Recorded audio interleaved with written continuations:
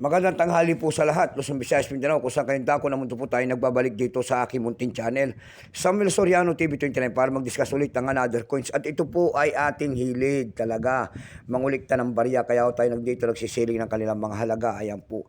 Magandang tanghali po sa lahat ng aking mga subscriber dyan, kung saan kayong dako na mundo po. Keep safe po sa lahat, God bless. Yun naman po, hindi pa po nakapag-subscribe dito sa aking munting channel, ayan, anyayaan ko sana kayo at malaking tulong na po ang inyong gagawin. Tulad ng pagpindot ng ating subscribe button, like, share para ma-update po naman kayo sa mga latest ko pang gagawin mga video po. Meron na naman tayong pag-uusapang barya guys, pero ito po ay word coins. Bulinggit po ang ating pag-uusapan. Pera po ng United Kingdom, 5 pence po, ayan, yung mga ganito mga word coins po, ayan, willing tayong bumili ng mga ganito.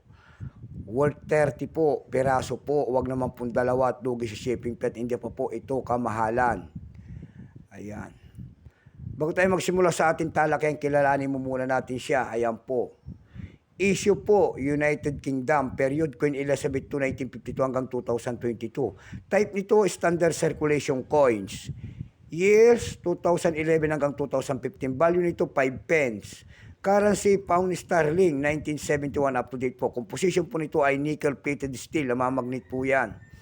May bigat lamang itong 3.25 grams, may haba pong 18 mm, may kapal po naman itong 1.7 mm po, hugis po siyempre bilog, orientation nito, middle alignment. Number and dash 25766, reference number KM-1109-D. Ayan. Tatlong variety po sa ginawa. Ang barya na ito, tatlong variety po, tatlong klase po ang ginawa ng United Kingdom. May tinatawag sila ritong 2014 proof, 0.9%. May naman silang tinatawag dito na 2013 BU set. Ito po ay 0.8%. Itong hawak natin 2014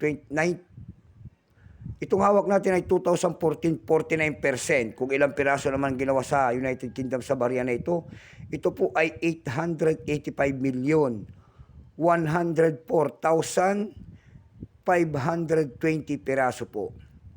May price na po ito doon sa ating numista.com, yung kanyang extra 19 pesos lamang.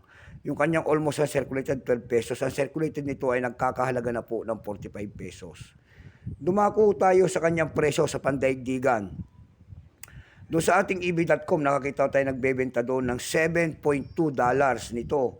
Nasundan ito ng 673 pesos. Meron na rin 663 pesos. Yung pinakamaliit po na bintahan doon sa eBay ay nagkakahalaga po ng 365 pesos. Dumako naman tayo sa Carousel PH. Sa Carousel PH naman po may nakita tayo nagbebenta doon na 40 pesos nito. And then 25 pesos. Ayan lamang po ang ating may babahagi sagad na. So hanggang dito na lamang po, Luzon, Visayas, Mindanao, kung saan kayo dako na mundo po. Keep safe po sa lahat and God bless.